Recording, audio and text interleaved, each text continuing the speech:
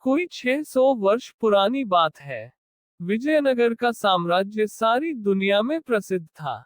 उन दिनों भारत पर विदेशी आक्रमणों के कारण प्रजा बड़ी मुश्किलों में थी। हर जगह लोगों के दिलों में दुख, चिंता और गहरी उधेड़-बुन थी। पर विजयनगर के प्रतापी राजा कृष्णदेव राय की कुशल शासन व्यवस्था, न्यायप्रियता और प्रजा वत्सलता के कारण वहां प्रजा बहुत खुश थी। राजा कृष्णदेव राय ने प्रजा में मेहनत और सद्गुणों के साथ साथ अपनी संस्कृति के लिए स्वाभिमान का भाव पैदा कर दिया था। इसलिए विजयनगर की ओर देखने की हिम्मत किसी विदेशी आक्रांता की नहीं थी। विदेशी आक्रमणों की आंधी के आगे विजयनगर एक मजबूत चट्टान की तरह खड़ा था। साथ ही वहां लोग साहित्य और कलाओं से प्रेम करने वाले तथा परिहास प्रिय थे। उन्हीं दिनों की बात है, विजयनगर के तेनाली गांव में एक बड़ा बुद्धिमान और प्रतिभा संपन्न किशोर था। उसका नाम था रामलिंगम। वह बहुत हंसमुख और हाजिर-ए-जवाब था। उसकी हास्यपूर्ण बातें और मजाक तेनाली गांव के लोगों को खूब आनंदित करते थे। रामलिंगम खुद ज्यादा हंसता नहीं था, पर धीरे से कोई ऐसी चतुराई की बात कहता कि सुनने वाले हंसते हंसते लोटपोट हो जाते। उसकी बातों में छिपा हुआ व्यंग्य और बड़ी सूझबूझ होती। इसलिए वह जिसका मजाक उड़ाता, वो शख्स भी द्वेष भूलकर औरों के साथ खिलखिलाकर हंसने लगता था।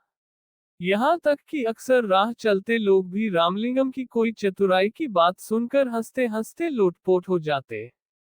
अब तो गांव के लोग कहने लगे थे, बड़ा अद्भुत है यह बालक।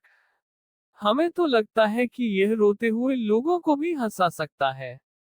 रामलिंगम कहता, पता नहीं, रोते हुए लोगों को हंसा सकता हूँ कि नहीं, पर सोते हुए लोगों को जरूर सकता हूँ।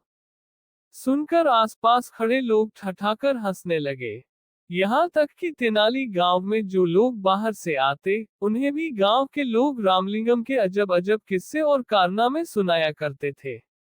सुनकर वे भी खिलखिलाकर हंसने लगते थे और कहते, तब तो ये रामलिंगम सचमुच अद्भुत है।